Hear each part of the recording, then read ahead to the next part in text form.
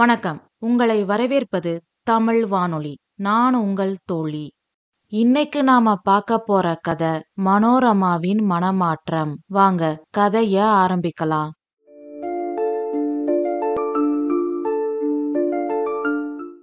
அத்தியாயம் 1. சில்லுன்னு விடிய காத்தால பனி பெய்கிற முன்பனி காலம் அது. கீழ் திசையில 2 மலைகளுக்கு இடையில சூரியன் மெதுவா உதிக்க ஆரம்பிச்சுது. அந்த அழகான கிராமத்தையே ஒளிமயமாக்கிக்கிட்டு இருந்தது. இலையோட மேற்பரப்புல இருந்த பனித்துளிகள் நீரா உருகி இலையில ஓட ஆரம்பிச்சுது. வயல்கள்ல தலை தாழ்த்தி கவிழ்ந்திருக்கிற நெல் மணிகள் எல்லாம் பொன்னிற வெயிலால இன்னும் தங்கம் மாதிரி ஜொலிச்சுக்கிட்டு இருந்தது. இயற்கை அன்னை குடியிருக்கிற அந்த கிராமத்தை சேர்ந்தவ தான் ரமா. நாள் நட்சத்திரம் பார்த்து அவளோட அப்பா அம்மா அவளுக்கு வச்ச பேரு மனோரமா. ஆனா எல்லாரும் அவளை ரமா ரமான்னு கூப்பிட்டதால அவளோட இயற்பெயர் அவளுக்கே மறந்து போச்சு. நிறந்தான், ஆனா எடுப்பான தோற்றம். பாக்குறவங்கள மறுபடியும் பார்க்க தூண்டுற அளவுக்கு கலை பொருந்திய முகம். அவளோட கணவன் பேரு பொன்னையா. வயசு 35க்கு மேல இருக்கும். தொட்டா ஒட்டிக்கிற கருப்பு நிறம். வீரத்துக்கு அறிகுறியா அவன் முகத்துல மீச பெருசா இருந்தது. நல்ல உழைப்பாளி. வீரமும் உழைப்போட வலிமையும் சேர்ந்து பாக்குறதுக்கு கட்டிலங்கால மாதிரி இருந்தான். ரமா பொன்னையாவுக்கு ஒரே ஒரு பையன். பேரு சின்னா. மேலத்தெரு சிவசாமி வீட்டு நிலத்துல கூலி வேலை செஞ்சு வாழ்ந்துட்டு இருக்காங்க. இவங்களுக்கு சொத்துன்னு சொன்னா அது இவங்க குடியிருக்கிற குடிசை வீடு ஒண்ணுதான். அன்னைக்கு அறுவடை நாள். அதனால அதிகாலையிலேயே எந்திரிச்சு சாணி தெளிச்சு கோலம் போட்டு பண்ணைக்கு போய் ரமா பால் வாங்கிட்டு வரவும் பொன்னையா எந்திரிக்கவும் சரியா இருந்தது. தொர எந்திரிச்சாச்சா, வெரசா கிளம்பியா, நேரமாச்சு அப்படின்னு சொல்லிக்கிட்டே அடுப்ப மூட்டி காஃபி போட ஆரம்பிச்சா ரமா. பல் விளக்கி முகம் கழுவிட்டு பொன்னையா வந்ததும் அவனுக்கு காஃபிய குடுத்துட்டு சொன்னான். சின்னாவை எழுப்பி பல் தேய்ச்சு கூட்டிட்டு வாயா, இன்னைக்கு அறுவடை நாள், கொஞ்சம் வெரசா போகணும். சரி சரி போகலாம் புள்ள, பதறாத அப்படின்னு சொல்லிக்கிட்டே மகனை எழுப்பி கொல்லப்பக்கம் கூட்டிட்டு போனான் பொன்னையா. நேத்து ராத்திரி வச்ச குழம்ப சுண்ட சுட வச்சு துவையல் மாதிரி ஆக்குனா ரமா. அப்புறம் வீட்டை சுத்தம் பண்ணா. பொன்னையாவும் சின்னாவும் குளிச்சு முடிச்சுட்டு வந்ததும் வேகமா ரமாவும் குளிச்சுட்டு வந்தா. கஞ்சிய ஒரு வாய் குடிச்சுக்கிட்டே சுண்ட வச்ச குழம்ப தொட்டுக்கிட்டு 3 பேரும் சாப்பிட்டாங்க. அப்புறம் அந்த கூரையில கிழக்கு பார்த்த மாதிரி இருக்கிற சாமி மாடத்துல இருக்கிற அம்மனோட திருவுருவ படத்துக்கு முன்னாடி நின்னு அம்மனை மனசார வணங்குனாங்க. அப்புறம் மதிய சாப்பாட்டுக்கான கஞ்சிய தூக்குச்சட்டியில ஊத்துனா ரமா. வெங்காயமும் பச்சை மிளகாயும் எடுத்து ஒரு டப்பாவுல வச்சா. அப்புறம் எல்லாத்தையும் எடுத்து ஒரு கூடையில வச்சுக்கிட்டு 3 பேரும் அந்த குடிசைய பூட்டிக்கிட்டு சிவசாமி நிலத்தை நோக்கி நடக்க ஆரம்பிச்சாங்க. நெல் மணிகள் தழைச்சு நின்னுது.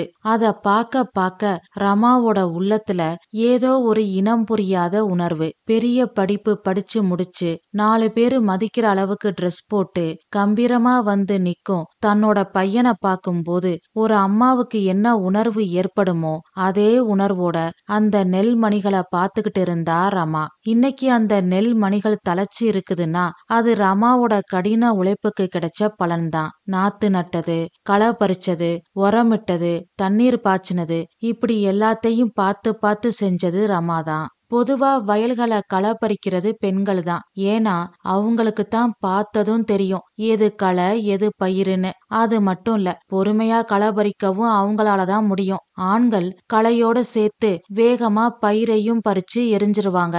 அதனாலதான் பெரும்பாலும் வயல்களை பெண்களே களை பறிப்பாங்க. அது மாதிரி குடும்பத்துல ஒருத்தரை பார்த்து பேசுனதும் இவங்க நல்லவங்க இவங்க கெட்டவங்கன்னு ஈஸியா பெண்கள் கண்டுபிடிச்சிருவாங்க. அது மட்டும் இல்ல, களை பறிக்கிற மாதிரி அவங்கள குடும்பத்துல இருந்து லாவகமா பிரிச்சிருவாங்க. இல்லைன்னா கலையினால எப்படி நெல்லோட வளர்ச்சி பாதிக்கப்படுமோ அப்படி கெட்ட குணம் உள்ளவங்களால குடும்பத்தோட சந்தோஷமும் முன்னேற்றமும் பாதிக்கப்படும். ரமா சொல்றத தட்டாம செய்யறதுதான் பொன்னையாவோட வேலை. இவங்க 2 பேரோட கைவனத்துலதான் இன்னைக்கு இந்த வயலே பசுமையா காட்சி அளிக்குது. உள்ளூர்ல இருந்தும் பக்கத்து ஊர்ல இருந்தும் அறுவடைக்கு ஆட்கள் வந்துட்டாங்க. இந்த ஆட்களை ஏற்பாடு பண்ணது கூட பொன்னையாதான். மகன் சின்னாவ நிழல் பார்த்து உட்கார வச்சுட்டு அவன் பக்கத்துல மதிய சாப்பாட்டு கூடைய வச்சுட்டு வயல இறங்குனா ரமா. அறுவடைய ஆரம்பிச்சாங்க. உழைப்போட களைப்பு தெரியாம இருக்க நாட்டுப்புற பாட்டை பாடிக்கிட்டே வேலை பார்த்தாங்க. பொழுது மறைய ஆரம்பிச்சுது.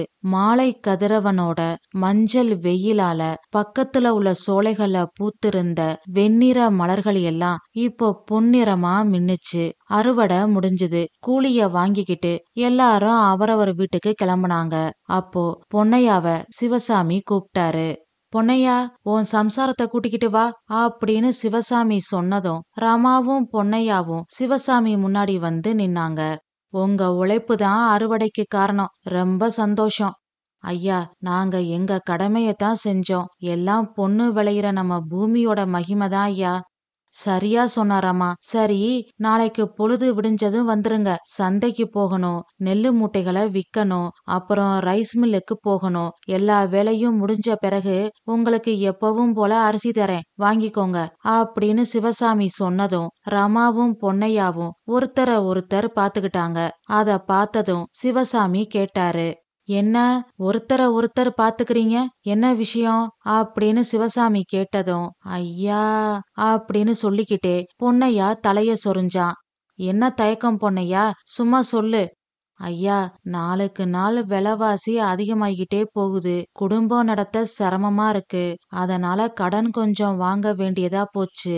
நாங்க உங்களைத்தான் நம்பி இருக்கோம். கூலி கொஞ்சம் அதிகமா கொடுத்தா எங்களுக்கு கொஞ்சம் கஷ்டம் இல்லாம இருக்கும். ஐயா தான் மனசு வைக்கணும் அப்படின்னு பொன்னையா சொன்னதும் சிவசாமியோட முகம் மாறுச்சு. இருந்தாலும் வெளிக்காட்டிக்காம இயல்பா இருக்கிற மாதிரி தொண்டைய செருமிக்கிட்டு சொன்னாரு.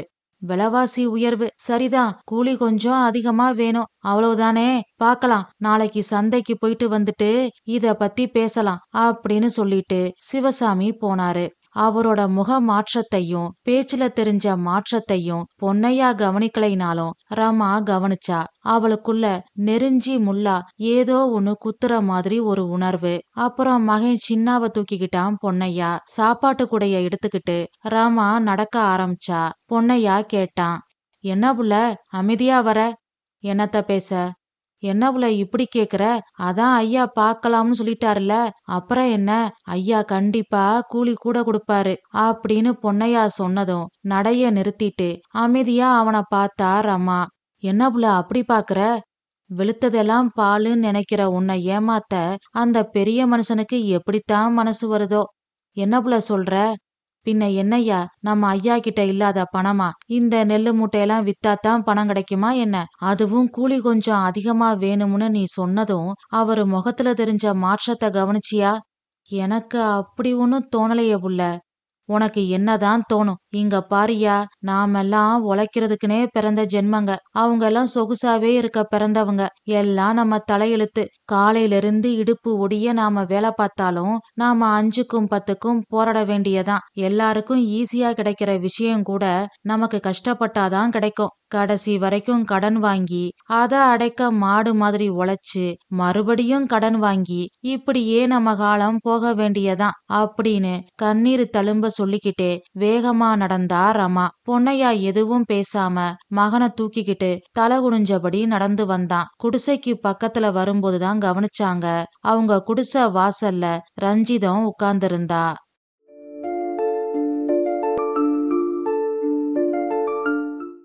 அத்தியாயம் 2. ரஞ்சிதம். அவளும் இந்த கிராமத்தை சேர்ந்தவதான். ஆனா கொஞ்சம் காசு உள்ள பார்ட்டி. உள்ளூர்ல இருந்தா எதிர்பார்க்கிற வருமானம் வராதுன்னு சென்னை மாதிரி பெரிய நகரங்களுக்கு வேலைக்கு போனா. அங்க உள்ள ஹோட்டல்கள்ல கூட்டி சுத்தம் பண்ணி டேபிள் கிளீன் பண்ணி சம்பாதிச்சா. சம்பளம் போக அந்த ஹோட்டல்ல சாப்பிட வரவங்க கொடுக்கற காசையெல்லாம் சேர்த்து வச்சு சாமர்த்தியமா குடும்பம் நடத்தி வாங்கின கடனை அடைச்சு இப்போ கழுத்துல செயின், காதுல ஜிமிக்கி, கையில வளையல்னு நடமாடுற மினி நகைக்கடை மாதிரி காட்சியளிக்கிறா. மானத்தோட ஒழுக்கமா மனசாட்சிக்கு விரோதம் இல்லாம நேர்மையா உழைச்சு சம்பாதிக்கணும். யாவரும் ஊரே யாவரும் கேளீர், இதுதான் ரஞ்சிதத்தோட கொள்கை. அதனால எல்லா ஊர்களுக்கும் தயங்காம வேலைக்கு போய் பணம் சம்பாதிச்சு வசதி வாய்ப்புகளோட வாழ்றா. அப்பேற்பட்ட ரஞ்சிதம் தன்னோட வீட்டு வாசல்ல வந்து உட்கார்ந்திருக்கத பார்த்ததும் ரமாவுக்கும் பொன்னையாவுக்கும் ஒன்னும் புரியல. வேகமா குடிசைக்கு பக்கத்துல போனாங்க. ரஞ்சிதத்தை பார்த்து சிரிச்சுக்கிட்டே கேட்டா ரமா. வா ரஞ்சிதம், எப்போ ஊர்ல இருந்து வந்த? எங்களையெல்லாம் ஞாபகம் இருக்கா? என்ன ரமா இப்படி கேட்டுட்ட? உங்கள மறந்திருந்தா பொழுது சாயிற நேரத்துல உங்கள பார்க்க நான் ஏன் உங்க வீட்டுக்கு வரணும்? அது சரி, அப்புறம் எப்படி போயிட்டுருக்கு உன் பட்டண பொழப்பெல்லாம் அப்படின்னு கேட்டுக்கிட்டே கதவை திறந்தா ரமா. அப்புறம் எல்லாரும் வீட்டுக்குள்ள வந்தாங்க. சின்னாவ கீழே இறக்கி விட்டுட்டு கொல்லப்பக்கம் போய் கைகால் முகம் கழுவ போனான் பொன்னையா. சின்னாவ தூக்கி கொஞ்சிக்கிட்டே பதில் சொன்னா ரஞ்சிதம். பொழப்புக்கு என்ன, அமோகமா இருக்கு. நீங்க எல்லாரும் எப்படி இருக்கீங்க? ஏதோ இருக்கோம். சரி, என்ன சாப்பிடுற? அதெல்லாம் ஒன்னும் வேண்டாம். நான் ஒரு முக்கியமான விஷயமா உன்னையும் அண்ணனையும் பார்த்து பேசிட்டு போகலாம்னு வந்தேன் அப்படின்னு ரஞ்சிதம் சொல்லிட்டு இருக்கும் போதே பொன்னையா வந்தான். என்ன முக்கியமான விஷயம் அப்படின்னு பொன்னையா கேட்டதும் ரஞ்சிதம் சொல்ல ஆரம்பிச்சா. குளு குளுன்னு இருக்குமே ஊட்டி, அங்க அப்பார்ட்மெண்ட் கட்டியிருக்காங்களாம். அப்பார்ட்மெண்டா? அப்படின்னா? அதான் புள்ள, நல்ல 7-8 மாடி வச்சு வீடு கட்டுவாங்களே, ஒவ்வொரு வீட்லயும் தனித்தனி குடும்பம் இருக்குமே. ஆமா, நான் கூட படத்துல பாத்திருக்கேன். இந்த லிப்ட்ல கூட மேல போய் கீழே வருவாங்களே. ஆ, அதேதான். அந்த அப்பார்ட்மெண்ட்ட சுத்தம் செய்யற வேலை. கீழே காரெல்லாம் நிறுத்துற இடத்துல இருந்து மேல கடைசி மாடி வரைக்கும் கூட்டி சுத்தம் செய்யற வேலை. ஆத்தாடி, அவ்வளவையும் கூட்டி சுத்தம் பண்ணா கைகால் இடுப்பெல்லாம் தனித்தனியா ஒரே நாள கலண்டு வந்துராது அப்படின்னு ரமா கேட்டதும் ரஞ்சிதம் சிரிச்சா. அப்புறம் சொன்னா, அதெல்லாம் ஒன்னும் ஆகாது. நம்மள மாதிரி நிறைய பேரு வேலைக்கு வருவாங்க. ஒவ்வொரு நாளும் ஒவ்வொரு பிளாக்ல, அதான் ஒவ்வொரு கட்டடத்துல நமக்கு வேலை இருக்கும். நமக்கா? ஆமா ரமா, இங்க எத்தனை நாளைக்கு அந்த சிவசாமி வீட்ல கூலி வேலை பார்த்து 5க்கும் 10க்கும் கஷ்டப்படுவீங்க? ஊட்டிக்கு என் கூட வந்துருங்க. குளிரு சீமை, நாம குடியிருக்க சிமெண்ட் கட்டடம் உள்ள வீடு தருவாங்க. மாசம் மாசம் 1000 கணக்குல சம்பளம் வேற வரும். 1000 கணக்குல சம்பளமா? சிமெண்ட் வீடா? மொத்தம் எத்தனை பேரு வேலைக்கு வராங்க? 100 கணக்குல வராங்க. 100 கணக்குலயா? அத்தினி பேருக்கும் அவங்களால சம்பளம் கொடுக்க முடியுமா அப்படின்னு வாய பொளந்துகிட்டு கேட்டா ரமா. அட என்ன புள்ள, இதுக்கே வாய பொளக்குற? அங்க இந்த மாதிரி பெரிய பெரிய அப்பார்ட்மெண்ட் நிறைய கட்டுறாங்களாம். எல்லாம் பெரிய பெரிய வீடு, ஆபீஸ் எல்லாம் இருக்காம். லயனுங்க, தெரு வீதிங்க, தோட்டம், செடிங்கன்னு எல்லாம் இருக்குதாம். எத்தனை பேர் போனாலும் வேலை உண்டாம் அப்படின்னு ரஞ்சிதம் சொல்ல சொல்ல ரமாவோட மனசுல ஆசை அதிகமாச்சு. மாச சம்பளத்தை மனசுக்குள்ள கணக்கு போட்டு பார்த்தா. சிவசாமி நிலத்துல ராத்திரி பகலா உழைச்சாலும் ஏதோ 1-2 மாசம் 1000 கணக்குல கூலி வரும். மத்த மாசம் எல்லாம் பத்தாக்குறை ஜீவனம்தான். அதுலயும் அவரோட நிலம் வானம் பார்த்த பூமி. ஏதாவது ஒரு வருஷம் மழை வரலைனா அவ்வளவுதான். அந்த வருஷம் கூலி பணத்தை குறைச்சிருவாரு அந்த மகராசன் சிவசாமி. அரை வயிறு சோறுதான் வாழ்நாள் முழுவதும். ஊரு உலகத்தை போல சிமெண்ட் கட்டடம் வீட்டுல குடித்தனம் நடத்தி 4 பேரு மதிக்கிற அளவுக்கு ட்ரெஸ் போட்டுக்கணும் அப்படின்றது ரமாவோட ரொம்ப நாள் ஆசை. ரஞ்சிதம் சொன்ன மாதிரி ஊட்டிக்கு போனா தன்னோட ஆசை நிறைவேறும்னு ரமா நினைச்சா. ஆனா பொன்னையாவுக்கு இஷ்டம் இல்ல.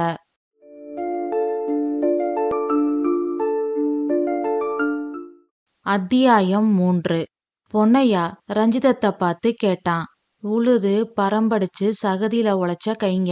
இப்போ தொடப்பத்தையும் வாளியையும் பிடிக்கணும்னா எப்படி ரஞ்சிதம்? அப்படியே வேலைக்கு போனாலும் பொம்பளைகளுக்கு இந்த வேலை சரிப்பட்டு வரும். ஆம்பளைய நாங்க என்ன பண்றது? என்னண்ணே நீயும் இப்படி பேசுற? வேலையில என்ன ஆம்பளை பாக்குறது பொம்பளை பாக்குறது? எல்லாம் நம்ம குடும்பம் நல்லா இருக்கணும்னு பாக்குற வேலைதான். இங்க பாருனே, திருடக்கூடாது, பொய் சொல்லக்கூடாது, உழைச்சு நேர்மையா மானத்தோட ஒழுக்கமா செய்யற எல்லா வேலையும் நல்ல வேலைதான். நீ இங்கிட்டே இருக்கிறதாலதான் உனக்கு நான் சொல்றது புரியல. டவுனு பக்கம் போய் பாரு, ஒவ்வொருத்தரும் எப்படி வேலை பாக்குறாங்கன்னு. இன்னைக்கு பணம் தானே பிரதானம். பணம் இருந்தாதான் நம்ம பிள்ளையே நாளைக்கு நம்மள மதிக்கும். நீ சொல்றது சரிதான். எனக்கு அங்க என்ன வேலை இருக்கு? இருக்குன்னே, தோட்டம் எல்லாம் சுத்தம் பண்ணணும், செடிகளை அழகா ஒரே மாதிரி வெட்டணும், புல்லெல்லாம் வெட்டணும், இந்த மாதிரி நிறைய வேலை இருக்கு. நீ சொல்றத பார்த்தா பெரிய இடமா இருக்கும் போல. அங்க புல்லு வெட்ட ஆரம்பிச்சா எப்ப வேலை முடிகிறது? ஒரு பக்கம் முடிச்சிட்டு அடுத்த பக்கம் முடிக்கிறதுக்குள்ள மறுபடியும் புல்லு முளைச்சிருமே அப்படின்னு அப்பாவித்தனமா பொன்னையா கேட்டதும் ரஞ்சிதம் சிரிச்சுக்கிட்டே சொன்னான். ஐயோ அண்ணே, எல்லாத்துக்கும் மிஷின் இருக்கு. மிஷினா? அப்போ எங்களுக்கு வேலை இல்லையா அப்படின்னு பொன்னையா கேட்டதும் ரமா சொன்னா. யோ, அவ என்னதான் சொல்றான்னு முழுசா கேளியா அப்படின்னு ரமா சொன்னதும் பொன்னையா அமைதியானா. ரஞ்சிதம் சொல்ல ஆரம்பிச்சா.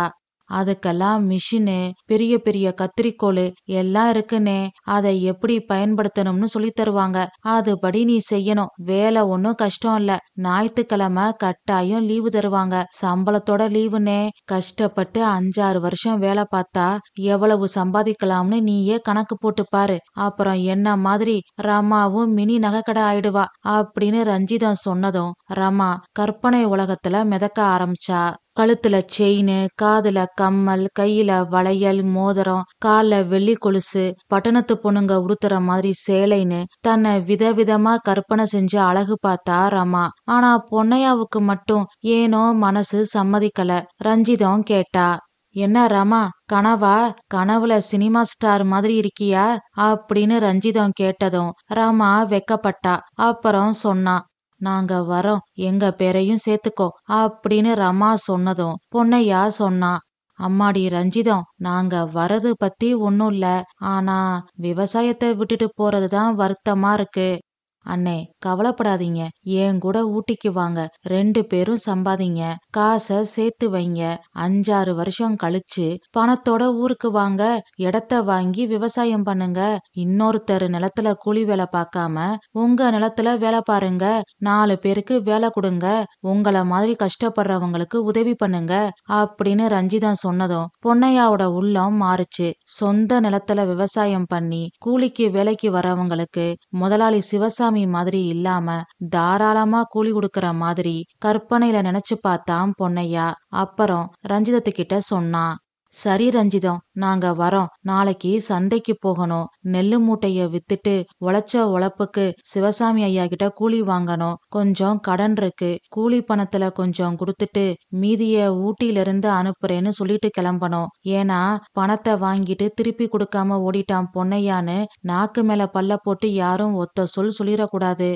சரினே, மொத்தம் எவ்வளவு கடன் இருக்குன்னு சொல்லு, நான் கொடுத்துட்றேன். எல்லா கடனையும் அடைச்சிட்டு நாம ஊட்டிக்கு போகலாம். அங்க போய் மாசம் மாசம் எனக்கு கொஞ்சம் கொஞ்சமா பணத்தை திருப்பி கொடு அப்படின்னு ரஞ்சிதம் சொன்னதும் பொன்னையாவோட கண்கள் கலங்குச்சு. ரஞ்சிதத்தோட கைய பிடிச்சுக்கிட்டு ரமா அழுதா. அழுகாத ரமா, நாம தானே ஒருத்தருக்கு ஒருத்தர் உதவி பண்ணிக்கணும். வருத்தப்படாதீங்க, தைரியமா இருங்க. வர ஞாயித்துக்கிழமை நாம கிளம்பணும். அதுக்குள்ள உங்க எல்லா வேலைகளையும் முடிச்சுக்கோங்க அப்படின்னு ரமாவை பார்த்து சொல்லிட்டு பொன்னையாவை பார்த்து சொன்னா ரஞ்சிதம். எவ்வளவு கடன்னு கணக்கு போட்டு வைனே, நாளைக்கு இந்நேரமா வரேன் அப்படின்னு சொல்லிட்டு ரஞ்சிதம் கிளம்புனா. மறுநாள் எல்லா வேலைகளையும் முடிச்சாங்க. சிவசாமி எப்போதும் தர அதே கூலியத்தான் கொடுத்தாரு. பொன்னையாவும் ரமாவும் ஒருத்தர ஒருத்தர் பாத்துக்கிட்டாங்க. அவங்களோட பார்வைக்கான அர்த்தத்தை புரிஞ்சுகிட்ட சிவசாமி தொண்டைய செருமுனாரு. அப்புறம் சொன்னாரு, உங்க பார்வைக்கு அர்த்தம் புரியுது. என் மக பட்டணத்துல படிக்குதுல்ல, அங்க ஏதோ பரீட்சையாம், அதுக்கு பணம் கட்டணுமா. அதான் இந்த மாசம் அதுக்கு பணத்தை அனுப்பிட்டேன். அடுத்த மாசம் உங்களுக்கு கூலிய அதிகமா தரேன் அப்படின்னு சிவசாமி சொன்னதும் ரமா சொன்னா, பரவாயில்லைங்க ஐயா, பாப்பா படிப்பு தான் முக்கியம். நாங்க கூட எங்க பிள்ளைய ஊட்டியில படிக்க வைக்க போறோம். ஊட்டியிலயா? ஆமாங்க ஐயா, ஊட்டியில எங்களுக்கு வேலை கிடைச்சிருக்கு. தங்க ஊடு தராங்களாம். மாசம் மாசம் 1000 சம்பளம் தராங்களாம். ஞாயித்துக்கிழமை கட்டாயம் லீவு தராங்களாம். சம்பளத்தோட லீவு. அதனால வர ஞாயித்துக்கிழமை நாங்க ஊட்டிக்கு கிளம்புறோம் ஐயா. இதையும் சொல்லிட்டு கூலி பணத்தை வாங்கிட்டு போகலாம் தான் வந்தோம். என்னடா பொன்னையா, உன் பொண்டாட்டி என்னென்னவோ சொல்றா, நீ பேசாம நிக்கிற? ஆமாங்க ஐயா, அவ சொல்றது நெசந்தான். நீங்க போயிட்டா அப்புறம் இங்க நிலத்து வேலையை யாடா பாக்குறது? நேத்து அறுவடைக்கு வந்தவங்க பேரு, போன் நம்பரு எல்லாம் நோட்டு புத்தகத்துல எழுதிருக்கியா? அதுல யாரையாவது கேட்டு பாருங்க. ஓஹோ, அவ்வளவு தூரத்துக்கு வந்தாச்சா? இப்ப என்ன கூலி அதிகமா வேணும், அவ்வளவுதானே? நாளைக்கு வா, தரேன். இல்லைங்க ஐயா, நாங்க வரோம்னு வாக்கு கொடுத்துட்டோம். இத்தனை நாள் என் குடும்பத்தை காப்பாத்துனதுக்கு ரொம்ப நன்றி ஐயா. என்னைக்கும் நாங்க நன்றி மறக்க மாட்டோம். 5-6 வருஷம் கழிச்சு திரும்பி நம்ம ஊருக்கு தனியா வருவோம். நாங்க வரோம் அப்படின்னு சொல்லிட்டு சிவசாமியோட பதிலுக்கு காத்திருக்காம ரமாவோட கைய பிடிச்சுக்கிட்டு தன்னோட குடிசையை நோக்கி நடந்தான் பொன்னையா. அப்புறம் ரஞ்சிதம் வந்தா. கொடுக்க வேண்டிய கடன் தொகைய சொன்னா. ரஞ்சிதம் பணம் கொடுத்தா. மறுநாள் கடன் வாங்கின இடத்துல பணத்தை திருப்பி கொடுத்துட்டு ஊட்டிக்கு போறத பத்தி சொல்லிட்டு வந்தான் பொன்னையா. அப்புறம் பயணத்துக்கு தேவையான எல்லாத்தையும் வாங்கிக்கிட்டாங்க. ஊட்டிக்கு போற நாளை எதிர்பார்த்து காத்திருந்தாங்க. அந்த நாளும் வந்தது. ரமா குடும்பம் ரஞ்சிதத்தோட ஊட்டிக்கு வந்து சேர்ந்தது.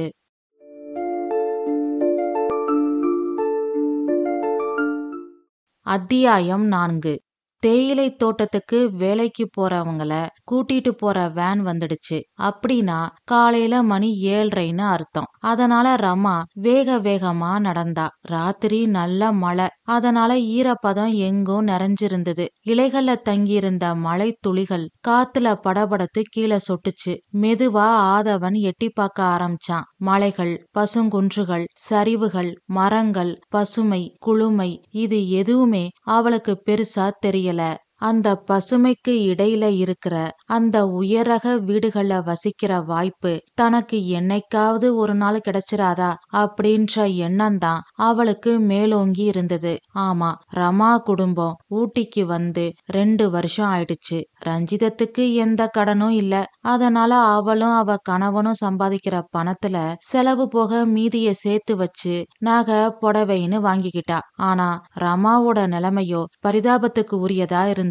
அவளும் அவ கணவன் பொன்னையாவும் சேர்ந்து சம்பாதிக்கிறாங்க. அதுல ரஞ்சிதத்துக்கிட்ட வாங்கின கடன் போக மீதிய வச்சு குடும்பம் நடத்திட்டு வராங்க. இந்த 2 வருஷத்துல 3/4 கடனை அடைச்சிட்டாங்க. இன்னும் கொஞ்சம் கடன் தான் இருக்கு. அதுக்கப்புறம் காசு சேர்த்து வச்சு அந்த அப்பார்ட்மெண்ட்ல குடியிருக்கிறவங்க மாதிரி உயரக பொருட்கள், சேலைகள் எல்லாம் வாங்கிக்கணும்னு ரமா முடிவெடுத்திருந்தா. ஆனா பொன்னையாவோட எண்ணம் வேற இருந்தது. கடன் முடிஞ்ச பிறகு பணத்தை சேர்த்து வச்சு ஊருக்கு போய் இடம் வாங்கி விவசாயம் பண்ணணும் அப்படின்ற எண்ணம் தான் அவனுக்கு அதிகமா இருந்தது. இவங்களோட வாழ்க்கை ஏதோ பணம் கிடைக்குது அப்படின்ற அற்ப திருப்தியில ஓடிச்சே தவிர ரமாவோட மனசுலயும் சரி, பொன்னையாவோட மனசுலயும் சரி அமைதி இல்ல. மகன் சின்னாவ பள்ளிக்கூடத்துல சேர்த்தாங்க. அவனும் சுமாரா படிச்சான். ஃபெயிலும் ஆகல. அதே சமயம் முதல் மார்க்கும் எடுக்கல.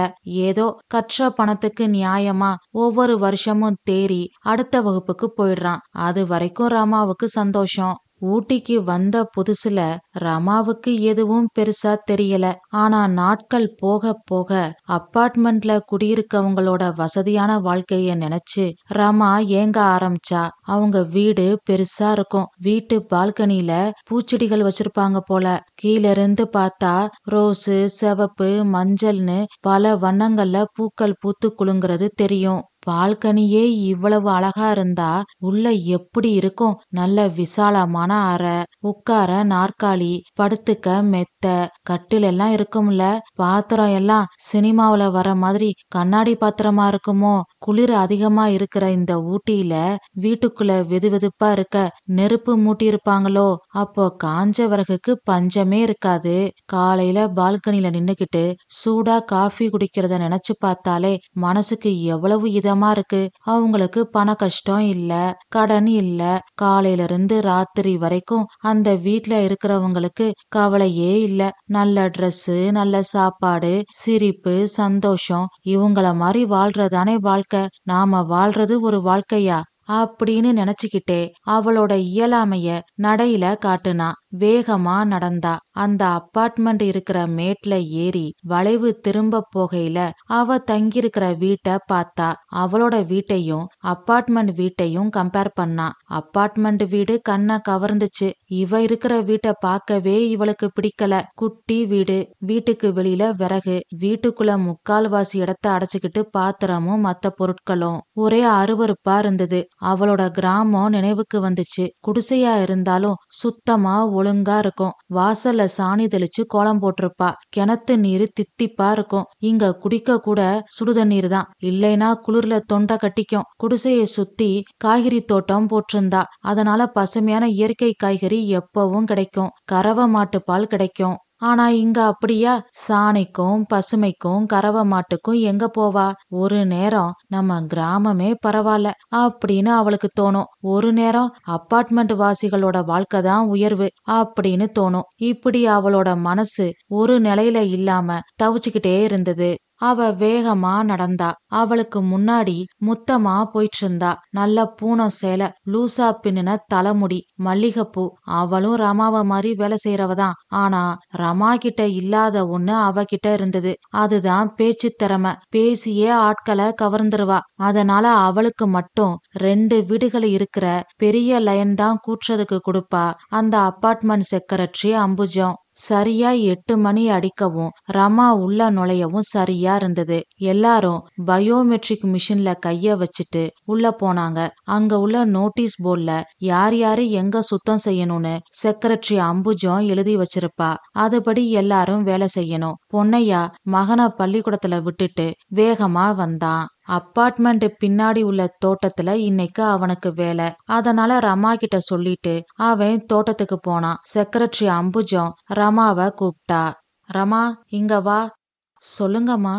இன்னைக்கு முத்தம்மா சுத்தம் செய்யற ஏ பிளாக், அதான் அந்த 2 வீடு உள்ள பிளாக்க நீ தான் சுத்தம் பண்ணணும் அப்படின்னு செக்ரட்டரி அம்புஜம் சொன்னதும் ரமாவுக்கு ஒன்னும் புரியல. அந்த முத்தம்மாளுக்கு என்னாச்சு? எனக்கு முன்னாடி தானே நடந்து வந்தா அப்படின்னு அவளுக்குள்ள பல கேள்விகள். ஆனா செக்ரட்டரி அம்புஜத்தை எதிர்த்து கேள்வி கேட்கிற அளவுக்கு அவளுக்கு இன்னும் தைரியம் வரல. அதனால பேசாம அமைதியா இருந்தா. செக்ரட்டரி அம்புஜம் மேலும் கேட்டா. என்ன ரமா, அமைதியா இருக்க? சரிங்கம்மா அப்படின்னு சொல்லிட்டு தொடப்பத்தை எடுத்துக்கிட்டு ஏ பிளாக்கு போனான். அந்த பிளாக்ல உள்ள எல்லா வீட்டோட கதவுகளையும் பார்த்தா. அந்த பிளாக் அமைதியா இருந்தது. அநேகமா எல்லாரும் வேலைக்கு போயிட்டாங்க போல அப்படின்னு நினைச்சுக்கிட்டே கூட்ட ஆரம்பிச்சா. அப்போ ஒரு குரல். சிஸ்டர். குரல் கேட்டு நிமிந்து பார்த்தா ரமா. அங்க 5.5 அடி உயரத்துல ஒருத்தர் நின்னுகிட்டு இருந்தாரு. அடுத்த நொடி தொடப்பத்தை கீழே போட்டுட்டு இடுப்புல சொறி இருக்கிற சேலைய இறக்கி விட்டுக்கிட்டு வேகமா அவரு முன்னாடி வந்து நின்னா. அவரு சொன்னாரு. காலையில சாப்பாடு ஆர்டர் பண்ணேன். சாப்பிட நேரம் இல்ல, நான் ஆபீஸ்ல சாப்பிட்டுக்குவேன், நீங்க இத சாப்பிட்டுருங்க அப்படின்னாரு. ஐயோ வேண்டாம் சார், செக்ரட்டரி அம்மாவுக்கு தெரிஞ்சா திட்டுவாங்க.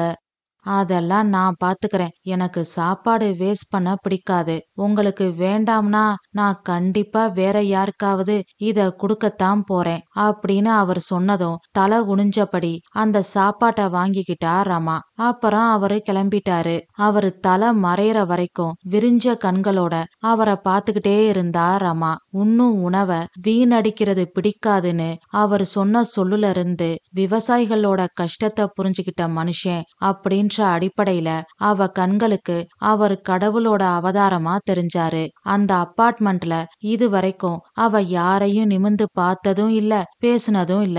இப்பதான் முதல் முறையா ஒருத்தர்கிட்ட பேசியிருக்கா. அவரு போன பிறகு அவர் வீட்டோட கதவை பார்த்தா. ஏ திவாகர் MBA அப்படின்ற பெயர் பலகை கதவுல ஒட்டி இருந்தது.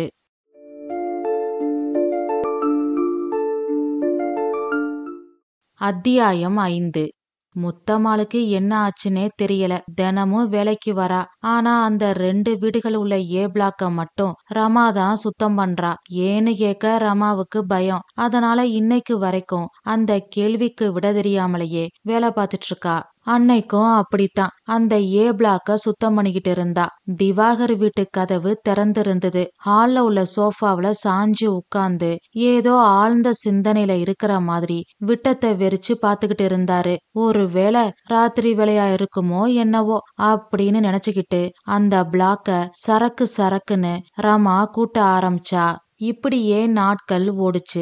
அப்பப்ப ஏதாவது சாப்பாடு வாங்கிட்டு வந்து ரமா கிட்ட குடுப்பாரு திவாகர். அவர் எது கொடுத்தாலும் பயபக்தியோட வாங்கிப்பா ரமா. அவர் முகத்தை 2-3 தரம் நிமிந்து பார்த்திருக்கா. அடர்ந்த புருவங்களுக்கு கீழே இருக்கிற அந்த கண்கள்ல ஏதோ ஒரு இனம் புரியாத சோகம் ததும்பி நிக்கிறத ரமா கவனிச்சிருக்கா. படிப்பறிவும் நாகரிகமும் செல்வ வளமும் இல்லாத கிராமத்து பொண்ணுதான் ரமா. இருந்தாலும் அடுத்தவர் முகத்தை பார்த்தே அவங்க சந்தோஷத்துல இருக்காங்களா இல்ல கவலையில இருக்காங்களா, என்ன மன நிலைமையில இருக்காங்கன்னு சரியா கணிச்சிருவா. அவளோட கணிப்புப்படி திவாகருக்கு ஏதோ ஒரு பெரிய மனக்குறை இருக்கு. அந்த ஏ பிளாக்க சுத்தம் செய்ய ஆரம்பிச்சு 1 வாரம் ஆயிடுச்சு. ஆனா இன்னைக்கு வரைக்கும் திவாகர் வீட்ல எந்த ஒரு பொண்ணையும் அவ பார்த்ததே இல்ல. ஒருவேளை அவருக்கு கல்யாணம் ஆகலையோ இல்ல மனைவிக்கு ஏதாவது. எது எப்படியோ அவரோட மனசுல தீரா குறை ஒண்ணு இருக்குன்றது மட்டும் ஊர்ஜிதம் அப்படின்னு நினைச்சுக்கிட்டே வேலைய பார்த்தா ரமா. அன்னைக்கு திங்கட்கிழமை. வழக்கம் போல ஏ பிளாக்க சுத்தம் செய்ய ரமா போனா. சிஸ்டர் அப்படின்ற திவாகரோட குரல் கேட்டு ரமாவுக்கு தூக்கி வாரி போட்டுடுச்சு. ஆபீஸுக்கு கிளம்பி தயாரா இருந்தாரு திவாகர். சார். வேலைக்கு ஒரு அம்மா வந்துகிட்டு இருந்தாங்க. அவங்க பொண்ணுக்கு பிரசவம்னு ஊருக்கு போயிருக்காங்க. நாளையில இருந்து எங்க வீட்டு வேலையும் சேர்த்து நீங்க பாக்குறீங்களா? நானா? செக்ரட்டரி அம்மாவுக்கு தெரிஞ்சா? அதெல்லாம் நான் பாத்துக்கிறேன். பணம் தரேன். ஐயோ பரவாயில்ல சார், நாளைக்கு வந்துடுறேன். எத்தனை மணிக்கு வரணும்? நாளையில இருந்து எனக்கு நைட் டியூட்டி தான். நீங்க காலையில எப்போதும் போல வாங்க.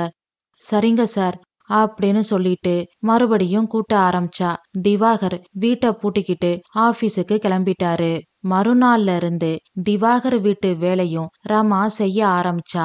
திவாகர் வீட்டுக்குள்ள நுழைஞ்சதும் அவளோட கண்கள் ஆச்சரியத்துல அகல விரிஞ்சது. தேட்டர் அளவுக்கு பெரிய டிவி, சோஃபா, டைனிங் டேபிள், சமையல் அறையில gas stove, induction stove, fridge, ரூம்ல இருக்கிற தேக்கு கட்டில், மெத்த, லேப்டாப், கம்ப்யூட்டர், ஏசி, பாத்ரூம்ல இருக்கிற ஹீட்டர், பால்கனிக்கு பக்கத்துல இருக்கிற வாஷிங் மிஷின், வீடு கூட்டுறதுக்கு வேக்கம் கிளீனர், இப்படி எல்லா பொருட்களையும் பார்த்து ரமா வியந்து போனா.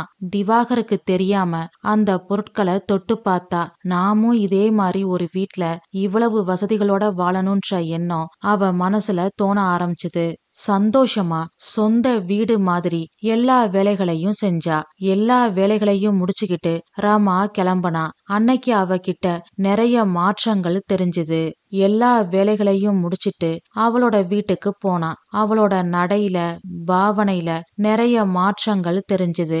அவ இருக்கிற வீட்டை அந்த அப்பார்ட்மெண்ட் வீடா நினைச்சுக்கிட்டா. அவ சமைக்கிறது சுடுசோறும் கருவாட்டு குழம்பும் தான். ஆனா மனசுல ஏதோ அப்பார்ட்மெண்ட் வீட்டோட சமையல் அறையில உயர்தரமான சாப்பாட்டை தயார் பண்ற மாதிரி நினைச்சுக்கிட்டு சமையல் பண்ணிக்கிட்டு இருந்தா.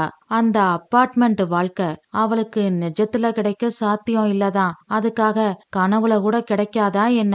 அவ அப்பார்ட்மெண்ட்ல வசிக்கிற மாதிரி கனவு காண ஆரம்பிச்சா. சமையல் வேலைய முடிச்சிட்டு குளிச்சிட்டு அவகிட்ட இருக்கிறதுலயே நல்ல புடவைய கட்டிக்கிட்டா. அவளோட நடவடிக்கைய பார்த்து பொன்னையா சிரிச்சான். சின்னாவுக்கு ஒன்னும் புரியல.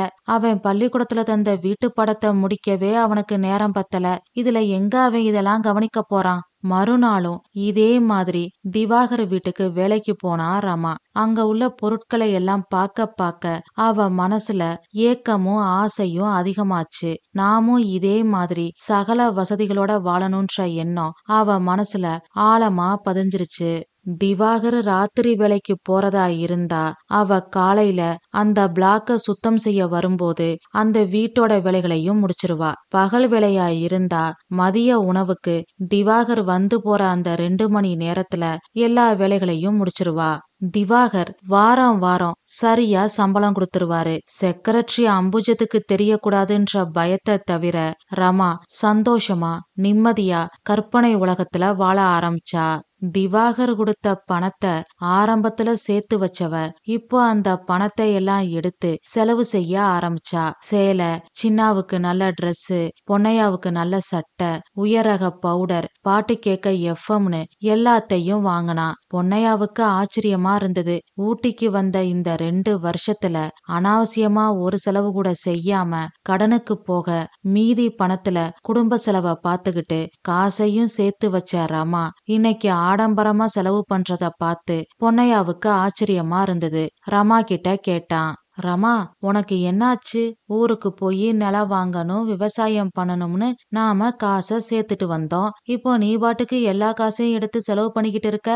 ஆமா, ஊருக்கு போய் என்ன பண்ண போறோம்? வாழ்ந்தா இந்த அப்பார்ட்மெண்ட்காரங்க மாதிரி வாழணும், இல்லைன்னா வாழக்கூடாது. அதான் நாமளும் கஷ்டப்படாம ஓரளவுக்கு வசதியா இருக்கலாம்னு முடிவு பண்ணிட்டேன். என்ன சொல்ற ரமா?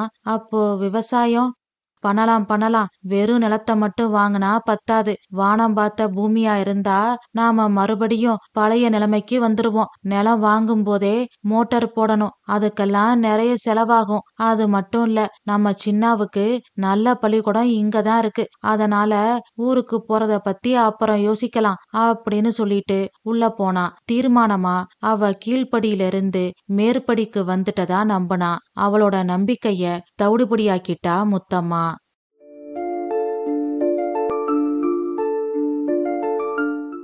அத்தியாயம் 6. அன்னைக்கும் எப்போதும் போல ரமா வேலைக்கு வந்தா. செக்ரட்டரி அம்புஜம் ரமாவை கூப்பிட்டா. ரமா, இங்க வா. சொல்லுங்கம்மா. இன்னையில இருந்து நீ ஏ பிளாக்க சுத்தம் பண்ண வேண்டாம், அப்பார்ட்மெண்ட் கிளப் ஹவுஸ போய் சுத்தம் பண்ணு அப்படின்னு செக்ரட்டரி அம்புஜம் சொன்னதும் தலையில இடி விழுந்த மாதிரி ஒரு உணர்வு. ரமா திகைச்சு போய் நின்னா. ஏனுங்கம்மா அப்படின்னு தயங்கியபடி ரமா கேட்டதும் செக்ரட்டரி அம்புஜம் அவளை முறைச்சா. அவளுக்கு பின்னாடி நின்னுகிட்டு முத்தம்மா சிரிச்சா. ரமாவுக்கு புரிஞ்சு போச்சு, திவாகர் சார் வீட்ல வேலை பார்த்து சம்பாதிக்கிறது இந்த முத்தம்மாளுக்கு எப்படியோ தெரிஞ்சு போச்சு. அதனால செக்ரட்டரி அம்புஜத்துக்கிட்ட ஏதேதோ சொல்லி என்ன ஏ பிளாக்குக்கு போக முடியாதபடி இந்த முத்தம்மா பண்ணிட்டா. நான் வேலை பாக்குறேன், அந்த மகராசன் பணம் கொடுக்கறாரு, இவளுக்கு என்ன பிரச்சனை, இவ அப்பன் வீட்டு காசா குறையுது, பொண்ணுக்கு பொண்ணுதான் இங்க எதிரியே அப்படின்னு நினைச்சுக்கிட்டு குனிஞ்சதுல நிமிராம கிளப் ஹவுஸுக்கு போனா ரமா. அங்கதான் அந்த அப்பார்ட்மெண்ட்ல இருக்கிறவங்க வந்து விளையாடுவாங்க. நேரம் போறதே தெரியாம பேசிக்கிட்டு இருப்பாங்க. அடிக்கடி பர்த்டே பார்ட்டி மாதிரி ஃபங்க்ஷன் நடக்கும். அதனால அங்க குப்பைகள் கொஞ்சம் அதிகமா இருக்கும். அத சுத்தம் பண்றதுக்குள்ள குறுக்கு எலும்பு வலி எடுக்க ஆரம்பிச்சிரும். ஏ பிளாக்குக்கு எப்படி போறது, திவாகர் சாரு கிட்ட இந்த விஷயத்த எப்படி சொல்றது அப்படின்னு மனசுக்குள்ள தவிச்சுக்கிட்டு இருந்தா ரமா. அப்போ அங்க திவாகர் வந்தாரு. அவரை பார்த்ததும் வேகமா தொடப்பத்தை கீழே போட்டுட்டு வந்தா. சார். சிஸ்டர், நானே உங்களை பார்த்து பேசணும்னு இருந்தேன். அப்பார்ட்மெண்ட் ரூல்ஸ் படி உங்களை நான் வீட்டு வேலை செய்ய சொல்லக்கூடாதான், செக்ரட்டரி மேடம் வார்ன் பண்ணாங்க. என்னால உங்களுக்கு ஏதும் பிரச்சனையா? ஐயோ சார், எனக்கு ஒரு பிரச்சனையும் இல்ல. இந்த விஷயத்த உங்ககிட்ட எப்படி சொல்றதுன்னு நான் தவிச்சுக்கிட்டு இருந்தேன். நல்ல வேளை உங்களை பார்த்துட்டேன், என்ன மன்னிச்சிருங்க சார். என்னால வேலைக்கு வர முடியல, எல்லாத்துக்கும் அந்த முத்தம்மா தான் சார் காரணம் அப்படின்னு கையில நொட்டி உடிச்சுக்கிட்டே சொன்னா ரமா. முத்தம்மா மீது அவளுக்கு இருந்த கோபம் திவாகருக்கு நல்லா புரிஞ்சுது. சிரிச்சுக்கிட்டே சொன்னாரு. பரவாயில்ல சிஸ்டர், நீங்க கவலைப்படாதீங்க. நான் இன்னைக்கு ஊருக்கு கிளம்புறேன், என் மனைவிய கூட்டிட்டு வர போறேன். அதனால இனிமே உங்களுக்கு அங்க வேலை இருக்காது. இது வரைக்கும் நீங்க பார்த்த வேலைக்கு காசு அப்படின்னு சொல்லி பணத்தை நீட்டுனான் திவாகர். அத வாங்கி கண்களை ஒட்டிக்கிட்டா ரமா. அப்புறம் திவாகர் அங்கிருந்து கிளம்பிட்டாரு. சாரோட பொஞ்சாதி எப்படி இருப்பாங்க? சந்தன நிறத்துல இருப்பாங்களோ? பட்டு சேலையெல்லாம் கட்டி பளபளன்னு இருப்பாங்களோ? நகை நிறைய போட்டிருப்பாங்கல்ல? சிரிச்சு சிரிச்சு பேசுவாங்களா? இல்ல செக்ரட்டரி அம்புஜம் மாதிரி சிடுமூஞ்சியா இருப்பாங்களா? திவாகர் சாரு ராஜா மாதிரி அழகா இருக்காரு. அப்போ அவரோட மனைவியும் ராணி மாதிரி அழகாத்தான் இருப்பாங்க. திவாகர் சாரோட குரல் வெங்கல குரல், அவரு பொஞ்சாதியோட குரல் சினிமா பாடகி மாதிரி இருக்குமா? மனைவி வரப்போறதா சொன்னாரு. அப்போ குழந்தைங்க எங்க? திவாகர் சாருக்கு வேண்டியதெல்லாம் பார்த்து பார்த்து செய்வாங்க. நாம பொன்னையாவுக்கு செய்யற மாதிரி. இத்தனை நாள் பிரிவு, பேச 1000 கதை இருக்கும். ராத்திரி முழுக்க தூங்காம பேசிட்டே இருப்பாங்க அப்படின்னு திவாகரையும் அவரோட மனைவியையும் நினைக்கும் போது ரமாவுக்கு பொன்னையாவோட ஞாபகம் வந்தது. கல்யாணம் ஆன புதுசுல பொன்னையாவும் ரமாவும் கூட இப்படித்தான். ரமாவை பேச சொல்லி பொன்னையா நேரம் போறது தெரியாம கேட்டுக்கிட்டே இருப்பான். அத நினைக்கும் போது வெக்கத்துல அவ கன்னங்கள் சிவந்துச்சு. அப்புறம் சுயநினைவுக்கு வந்தவளா ரமா வேலைய பார்க்க ஆரம்பிச்சா. அன்னைக்கு ஃபுல்லா அவளுக்கு கிளப் ஹவுஸ்ல வேலை சரியா இருந்தது. எல்லா வேலைகளையும் முடிச்சிட்டு வீட்டுக்கு வந்தா. ராத்திரி சமையல முடிச்சிட்டு குளிச்சிட்டு சாப்பிட்டாங்க. சின்னாவுக்கு ஊட்டி விட்டா. நாளைக்கு ஞாயிற்றுக்கிழமை ஊட்டியில மலர் கண்காட்சி நடந்தது. அதுக்கு கூட்டிட்டு போக சொல்லி 2 நாட்களா சின்னா ஒரே அழுக. அதனால நாளைக்கு மலர் கண்காட்சிக்கு போகலாம்னு முடிவெடுத்தாங்க. மறுநாள் காலையில எல்லா வேலைகளையும் முடிச்சிட்டு மலர் கண்காட்சிக்கு கிளம்புனாங்க. அப்போ அப்பார்ட்மெண்ட்ட நோக்கி திவாகரோட கார் வந்தது. பொன்னையா கிட்ட ரமா சொன்னா. யோ, திவாகர் ஐயா கார் வருது, அவரு சம்சாரத்தை பாத்துட்டு போகலாம் ஐயா அப்படின்னு சொல்லிக்கிட்டே மரத்துக்கு பின்னாடி மறைஞ்சு நின்னாங்க. செக்ரட்டரி அம்புஜங்கன்ல பட்டா அவ்வளவுதான், லீவ் நாள இங்க என்ன வேலைன்னு கேட்டு பெரிய ரகளையே பண்ணிருவா. அதனால மறைஞ்சு நின்னாங்க. கார்ல இருந்து திவாகர் இறங்குனாரு. பிரயாண அசதியில களைஞ்சு போன தலைமுடி, வாடி சோர்ந்த முகம். பின்பக்க கதவை திறந்தாரு. நல்ல சிவப்பு நிற புடவை, சந்தன நிறம், கழுத்துல ரெட்டவட செயின், நெத்தியில சிவப்பு பொட்டு, கையில தங்க வளையல்கள், கால்ல மெட்டி, வெள்ளி கொலுசு. சிரிச்சுக்கிட்டே இறங்குனா திவாகரோட மனைவி. அவ அழகுல ரமா மெய் மறந்து நின்னா. திடீர்னு ரமா நெஞ்சில ஏதோ ஒன்னு அடைக்கிற மாதிரி இருந்தது. அவங்கள வரவேற்ற அப்பார்ட்மெண்ட் செக்யூரிட்டி கிட்ட அவ கை நீட்டி சைகையில பேசிக்கிட்டு இருந்தா. செக்யூரிட்டியும் சைகையில பேசினாரு. ரமாவுக்கு ஒன்னும் புரியல. அவங்க லிப்ட்ல ஏறி அவங்க வீட்டுக்கு போனாங்க. அவங்களோட உடைமைகளை கார்ல இருந்து செக்யூரிட்டி எடுத்துக்கிட்டு இருந்தாரு. அவருக்கு பக்கத்துல ரமாவும் பொன்னையாவும் சின்னாவ கூட்டிக்கிட்டு போனாங்க. இவங்கள பார்த்ததும் செக்யூரிட்டி கேட்டாரு, என்ன பொன்னையா இந்த பக்கம்? இன்னைக்கு ஞாயிற்றுக்கிழமை மறந்துட்டியா? உன் கடமை உணர்ச்சிக்கு ஒரு அளவே இல்லையா அப்படின்னு கேட்டு சிரிச்சாரு. பொன்னையாவும் சிரிச்சுக்கிட்டே சொன்னான், இல்லண்ணே, நாங்க மலர் கண்காட்சி பார்க்க போறோம். உங்கள பார்த்ததும் பேசிட்டு போகலாம்னு வந்தோம். ஓ அப்படியா, பார்த்து போயிட்டு வாங்க அப்படின்னு செக்யூரிட்டி சொன்னதும் ரமா கேட்டா, அண்ணே இப்போ வந்தது திவாகர் சார் தானே? கூட வந்தது அவரோட சம்சாரமா? ஆமாமா, அவரேதான், அவரோட பொஞ்சாதிதான். அவங்க ஏன் சைகையில பேசினாங்க? ஏதாவது மௌன விரதமா? கிட்டத்தட்ட மௌன விரதம் மாதிரிதான், ஆனா வாழ்நாள் முழுக்க. என்னன்னே சொல்றீங்க? ஆமாமா, சின்ன வயசுல ஏதோ அதிர்ச்சியில பேச்சு போயிடுச்சான். நம்ம திவாகர் சாரோட மாமா பொண்ணு. திவாகர் சார வளர்த்து படிக்க வச்சது எல்லாம் அவங்க மாமாதான். நன்றி கடனுக்காக அவரோட பொண்ண இவரே கட்டிக்கிட்டாரு. ஆனாலும் அவங்க பயங்கர புத்திசாலி. நல்லா வரைவாங்க, நல்லா தப்பாங்க.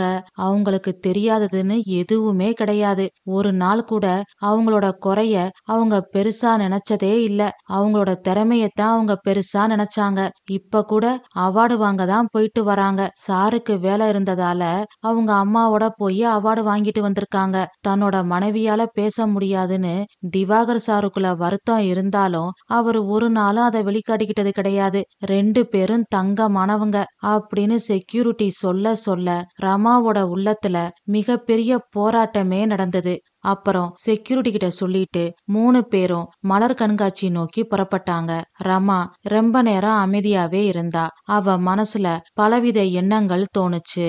திவாகர் சாரோட பொஞ்சாதியால பேச முடியாதா? ஒரு மனுஷனோட உண்மையான சொத்தே ஆரோக்கியம்தான். கடவுள் அவங்களுக்கு எவ்வளவு பெரிய சோதனைய கொடுத்திருக்கான். ஆனா அத பெருசா நினைக்காம அவங்க சாதிச்சு விருது வாங்கிட்டு வராங்க. சாதிக்க நினைக்கிறவங்களுக்கு காரணம் தேவையில்லை, காரியம்தான் முக்கியம்னு அவங்க நிரூபிச்சிருக்காங்க. ஆனா நான் அவங்க வாழ்க்கைய பார்த்து ஏங்கி இருக்கேன். வசதி வாய்ப்புகள் பணம் மட்டும்தான் வாழ்க்கைன்னு நினைச்சு அவங்கள மாதிரி வாழ ஆசைப்பட்டேன். ஆனா உண்மையிலேயே நான் அவங்கள மாதிரி சாதிக்க ஆசைப்பட்டிருக்கணும். அதை விட்டுட்டு ஆடம்பரத்துக்கு ஆசைப்பட்டிருக்கேன். வசதி வாய்ப்புகளை பார்த்து அவங்க நல்லா இருக்காங்க, இவங்க நல்லா இருக்காங்க, வாழ்ந்தா இவங்கள மாதிரி வாழணும்னு நினைக்கிறோம். ஆனா உண்மையிலேயே அவங்களுக்கு எவ்வளவு கஷ்டம் இருக்குன்னு அவங்களுக்கு தான் தெரியும். இங்க ஒவ்வொருத்தங்களுக்கும் அவங்களுக்குன்னு ஏத்த மாதிரி பல பிரச்சனைகள் இருக்கு. போராடி அந்த பிரச்சனைகளை சமாளிக்கிறதுலதான் நம்ம உண்மையான வெற்றியே இருக்கு. அடுத்தவங்களோட ஆடம்பரத்தை வச்சு அவங்களோட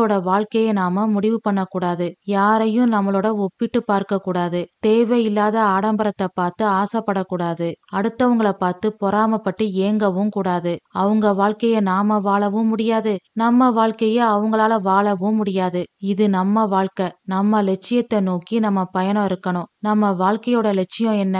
விவசாயம். சீக்கிரம் பணம் சேர்த்து ஊருக்கு போய் நிலம் வாங்கி இயற்கை முறை விவசாயம் செய்து அடுத்த தலைமுறைக்கு சத்துள்ள உணவுப் பொருட்களை கொடுக்கணும். இதுதான் நம்ம லட்சியம். நம்ம லட்சியத்தை நோக்கி நம்ம பயணம் இருக்கணும் அப்படின்னு தெளிவான முடிவோடு மலர் கண்காட்சிக்கு போனா ரமா.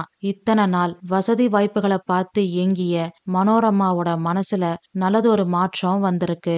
அதுக்கப்புறம் அவ யார் வீட்டையும் நிமிந்து கூட பார்த்ததில்ல. அவ உண்டு, அவ வேலை உண்டுன்னு இருந்தா. மறுபடியும் பணம் சேர்க்க ஆரம்பிச்சா. பொன்னையாவோட விருப்பப்படி கூடிய சீக்கிரம் அவங்க ஊருக்கு போய் நிலம் வாங்கி இயற்கை விவசாயம் செய்யத்தான் போறாங்க.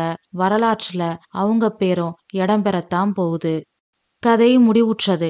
இந்த கதை நான் எழுதின கதை. இந்த கதை உங்களுக்கு பிடிச்சிருந்தா லைக் பண்ணுங்க, ஷேர் பண்ணுங்க, கமெண்ட் பண்ணுங்க. நம்ம தமிழ் வானொலி சேனலை சப்ஸ்கிரைப் பண்ணாதவங்க சப்ஸ்கிரைப் பண்ணுங்க. மீண்டும் அடுத்த கதையில் சந்திப்போம். நன்றி, வணக்கம்.